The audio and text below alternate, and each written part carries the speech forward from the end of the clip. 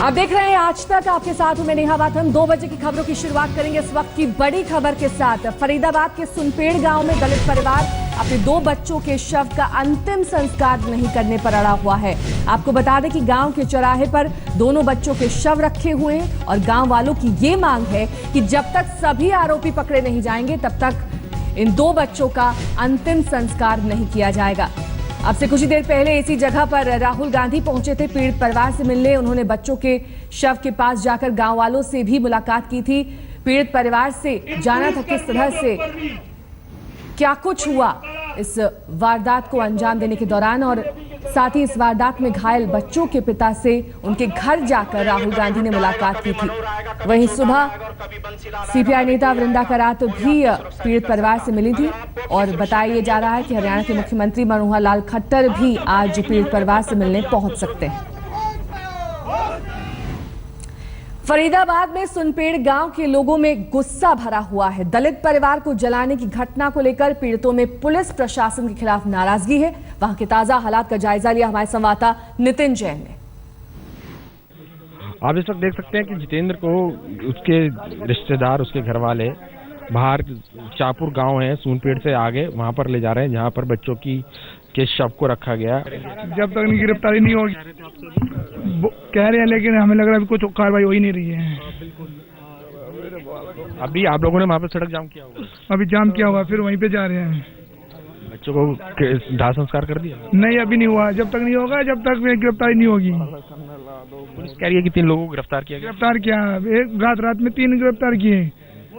क्या कर, मतलब कल ही कर लिया था, उसके बाद अब तक कर रहा क्या है, कुछ नहीं हुआ। घर वालों की मांग है कि जब तक जितने आरोपी हैं इस मामले में, जब तक गिरफ्तारी नहीं हो जाएगी तब तक वो लोग ना बच्चों का दाह संस्कार करेंगे और रास्ता भी रोक के रखेंगे। और इस वक्त आप देख सकते हैं कि इस हालात में भी जितेंद्र को वहां ले जाया जा रहा है और जितेंद्र और उसके घर वाले यानी पूरा घर, अब यहाँ के जितने भी लोग हैं जो भी इन लोगों के साथ हैं, वो सब लोग सड़क पर बाहर यानी जो बाईपास है फरीदाबाद वाला उसको जाम करेंगे। और ये जाम जब तक चलता रहेगा जब तक इन लोगों को इंसाफ नहीं मिल जाता और आरोपियों की गिरफ्तारी नहीं हो जाती। कैमरामैन विक्की के साथ नितिन जैन, फरीदाबाद, आज तक।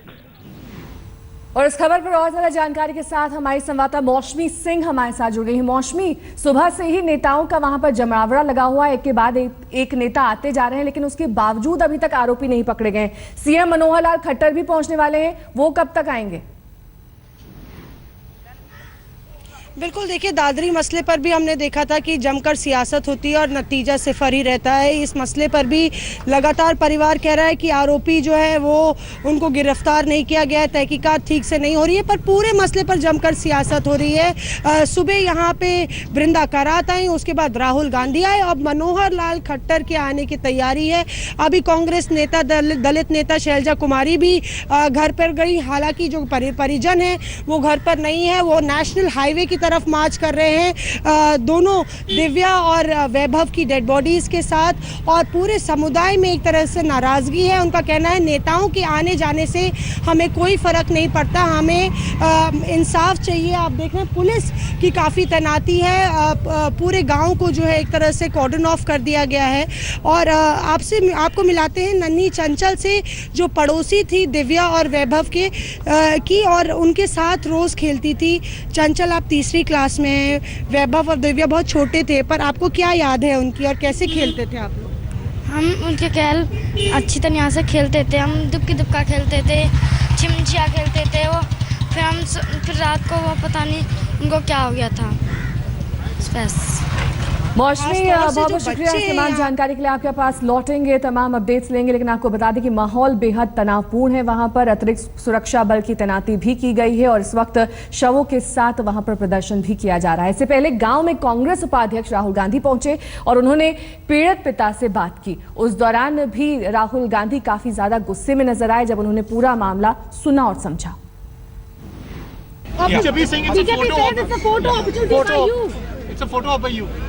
That's insulting. It is insulting that someone says that when someone comes here. It's not insulting to me. It's insulting to these people. What is it a photo op? What do you mean? People are dying left, right and center in this country. People are being beaten up in this country. What do you mean it's an open photo op? Yes, absolutely I will visit. I will visit again and again and again.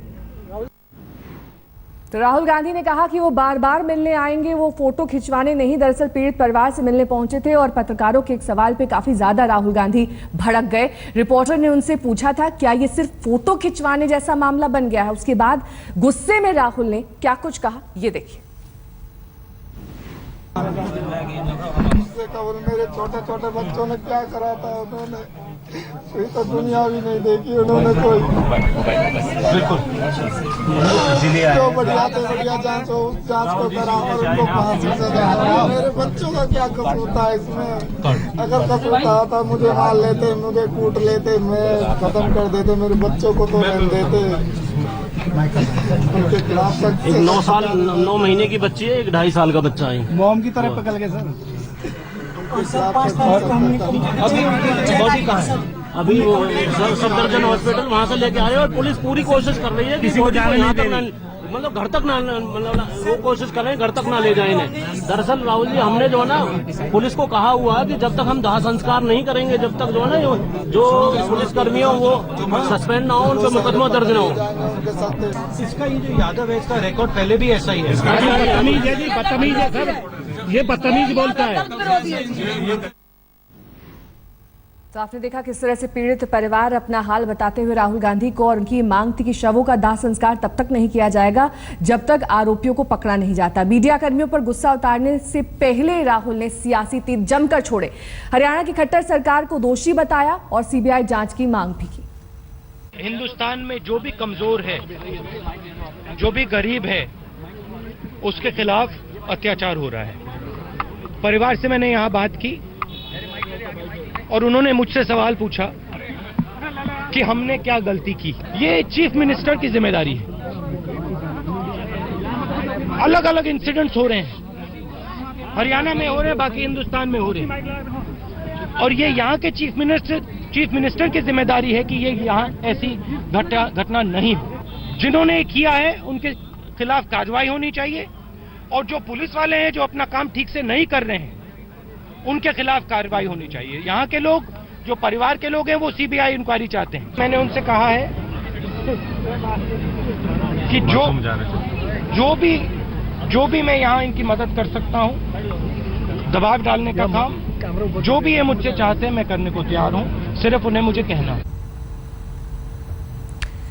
और इस पूरे मसले पर गृह मंत्री राजनाथ सिंह ने क्या कुछ कहा है, ये सुनिए। बस इतना ही कहना चाहूंगा कि बिल्कुल जाति, पंथ, मजहब अथवा धर्म के आधार पर देश में राजनीति और मैंने ये भी कहा है, यह दुनिया का अकेला देश है भारत, जिसने कि वसुधैव कुटुंबकम का संदेश सारे विश्व को देने का काम किया। कम से कम हम भारत के लोग तो ऐसी मिसाल अपने टॉलरेंस की, अपनी सहिष्णुता की हम पेश कर सकते हैं, ताकि कम से कम भारत में इस प्रकार की घटनाएं जाति, पंथ, मजहब अथवा धर्म के आधार पर दलित परिवार के साथ जैसा हुआ फरीदाबाद में, जो कुछ भी इस प्रकार की घटनाएं हो रही हैं बहुत ही दुर्भाग्यपूर्ण है, बहुत ही निंदनीय है, नहीं होनी चाहिए।